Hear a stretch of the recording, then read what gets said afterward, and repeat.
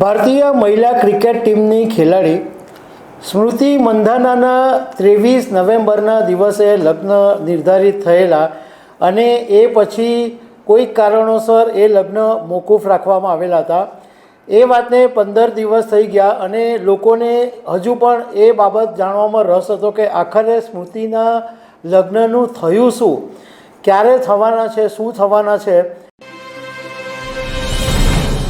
ભારતીય મહિલા ક્રિકેટ ટીમની ખેલાડી સ્મૃતિ મંધાનાના 23 નવેમ્બરના દિવસે લગ્ન નિર્ધારિત થયેલા અને એ પછી કોઈક કારણોસર એ લગ્ન મોકૂફ રાખવામાં આવેલા હતા.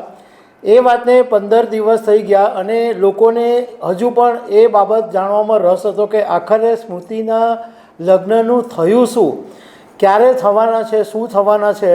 હવે આજે સ્મૃતિ મંધાનાએ પોતે ઇન્સ્ટાગ્રામ ઉપર એક પોસ્ટ મૂકીને તમામ અટકળોનો અંત લાવી દીધો છે અને સ્મૃતિએ એક લાંબી લચક વાત લખી છે. તો આના વિશે હું તમારી સાથે વાત કરીશ. મારું નામ રાજેશ શાહ છે અને તમે જોઈ રહ્યા છો ગુજરાતના સૌથી મોટા digital news platform ખબરછે.com. Smriti Mandhana અને પલાશ મુછાલ. પલાશ મુછાલ એક બહુ જાણીતા સિંગર છે અને એની સિસ્ટર પલક મુછાલા એ પણ બંને ભાઈ બહેનો એક સારા સિંગર તરીકે જાણીતા છે. અને 6 વર્ષ પહેલાં સ્મૃતિ મંધાનાએ પલાશની સાથે ડેટિંગ શરૂ કરેલું હતું અને એમના રિલેશન હતા, પરંતુ ખાસી ગુપ્તતા બંનેના સંબંધોમાં જાળવવામાં આવેલી હતી.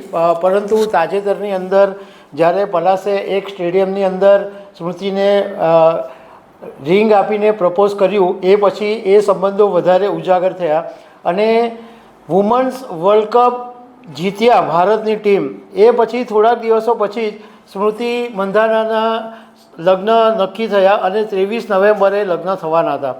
અને 22 નવેમ્બરે ઘણા બધા જે લગ્ન પ્રસંગ સંબંધિત જે ઉત્સવો હતા એ પણ એના ઘરમાં શરૂ થઈ ગયા હતા અને ખુશીના પ્રસંગો સોશિયલ મીડિયામાં શેર પણ કરવામાં આવ્યા હતા. હલ્દીની રસમ, ડાન્સ, એ બધું સોશિયલ મીડિયામાં શેર કરવામાં આવ્યું હતું ને તે વખતે સ્મૃતિના ચહેરા ઉપર ભારે ખુશી પણ જોવા મળતી હતી. પરંતુ એવા સમાચાર આવ્યા કે સ્મૃતિના પિતાની અચાનક તબિયત બગડવાને કારણે એમને હોસ્પિટલમાં દાખલ કરવામાં આવ્યા અને સ્મૃતિના જે 23 નવેમ્બરે લગ્ન થવાના હતા એ મોકૂફ થયા. પરંતુ એ પછી સોશિયલ મીડિયામાં જાતની અટકળો શરૂ થઈ ગઈ અને કેટલાક લોકોએ પલાશે સ્મૃતિ સાથે ચીટિંગ કરી નાખ્યું એવી અફવા પણ ફેલાવી દીધી. હવે એ વાતને લગ્ન મોકૂફ થઈ ગયા અને 15 દિવસ થઈ ગયા, પણ એમ છતાં પછી લગ્ન ક્યારે કરવાના, શું થવાના એ બાબત સામે નહોતી આવતી. એટલે ઘણા બધા લોકોને એમ હતું કે આખરે થઈ શું રહ્યું છે. પરંતુ આજે સ્મૃતિ મંધાનાએ ઇન્સ્ટાગ્રામ ઉપર એક સ્ટોરી મૂકી છે અને એની અંદર એણે વિગતવાર વાત લખી છે. સ્મૃતિએ કીધું કે છેલ્લા કેટલાક સપ્તાહથી મારા જીવનના લઈને જે અટકળો લગાવવામાં આવી રહી છે અને હવે મને લાગે છે કે આ સમયે મારા માટે મારે ખુલીને બોલવું જરૂરી છે. સ્મૃતિએ લખ્યું કે હું ખૂબ જ ખાનગી વ્યક્તિ છું અને આ રીતે જ રહેવા માગું છું, પરંતુ હવે મારે એ સ્પષ્ટ કરવાની જરૂર છે કે લગ્ન રદ કરવામાં આવ્યા છે અને હું આ વાતને અહીં સમાપ્ત કરવા માગું છું અને તમને બધાને પણ વિનંતી કરું છું કે આ વાતને અહીં સમાપ્ત કરજો. એટલે ચેપ્ટર ક્લોઝ એવું સ્મૃતિ મંધાનાએ કીધું છે. પલાશ મુછાલનું પણ સ્મૃતિના નિવેદન પછી પલાશ મુછાલનું પણ નિવેદન સામે આવ્યું છે.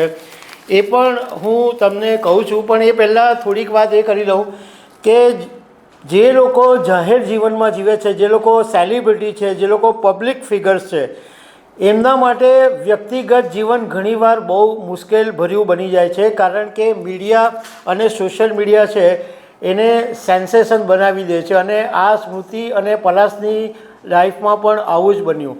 કારણ કે બંને જાહેર જીવનમાં સંકળાયેલા છે અને સોશિયલ મીડિયા ઉપર જાતની ચર્ચા થઈ. જોકે એક વાત કેટલાક લોકોનું કહેવું એમ પણ છે કે ભાઈ તમને ખાનગી જીવન જીવવાની વાત કરો છો તો તમે તમારા જ્યારે લગ્ન પ્રસંગોના બધા સોશિયલ મીડિયામાં ફોટા, ચિત્રો, વિડીયો એ બધું તમે શું કામ મૂકો છો? તમને જ્યારે વુમન વર્લ્ડ કપ જીતા અને આખી દુનિયાએ, આખા દેશે તમને ઓવારણા કર્યા, તમને આખા દેશે તમારા વખાણ કર્યા, એ તમને સારું લાગ્યું.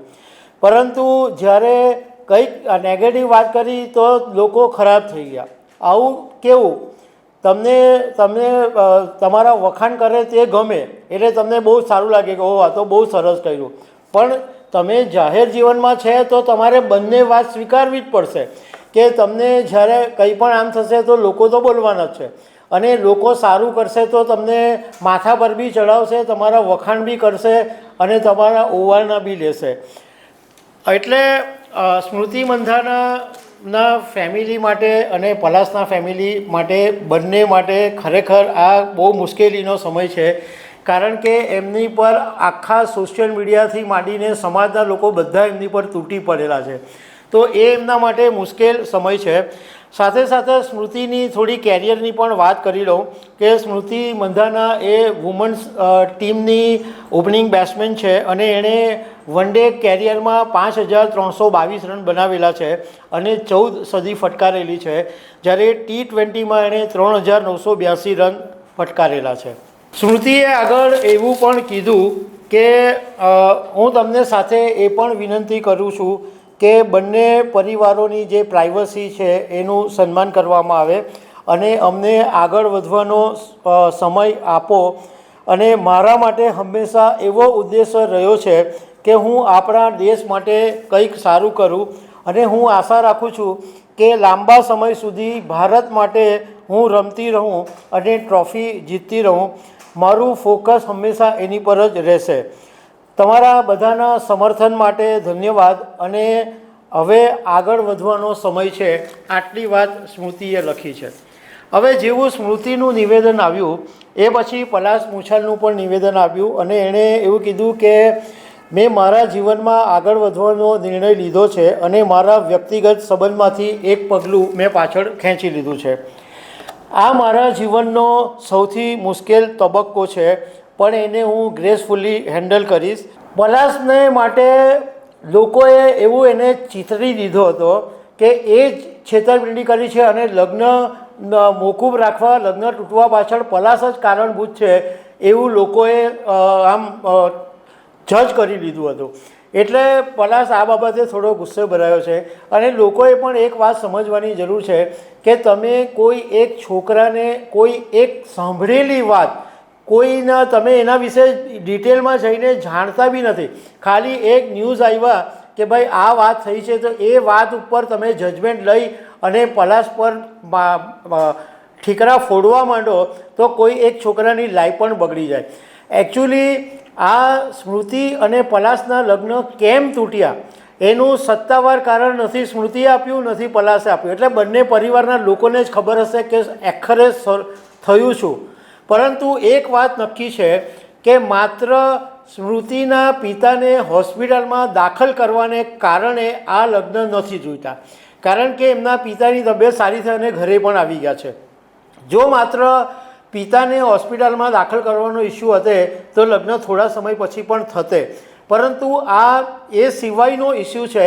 પરંતુ એ બંને પરિવારનો આ ઇસ્યુ છે અને બંને પરિવાર નથી એવું ઈચ્છતા કે આ વાત બહાર આવે કે કયા કારણોસર લગ્ન તૂટ્યા. અને પલાશ મુછાલે એવું પણ કીધું છે કે મને આશા છે કે સમાજના જે લોકો છે એ કોઈ પણ વ્યક્તિને જજ કરતાં પહેલાં થોભીને વિચારે કે આવું કહેવાથી શું હાલત થશે, કારણ કે તમારા એક શબ્દોને કારણે કોઈ વ્યક્તિ કેટલી હદે ઘાયલ થઈ જશે એનો તમને અંદાજ હોતો નથી.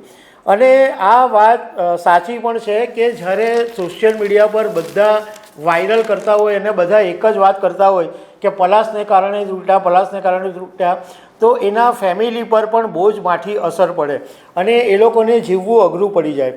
હવે સ્મૃતિ માટે આપણે વાત કરીએ કે સ્મૃતિએ જે નિર્ણય લીધો છે એના માટે ઘણા બધા લોકો એવું કહી રહ્યા છે કે વેલ ડન સ્મૃતિ, બહુ સારો નિર્ણય લીધો.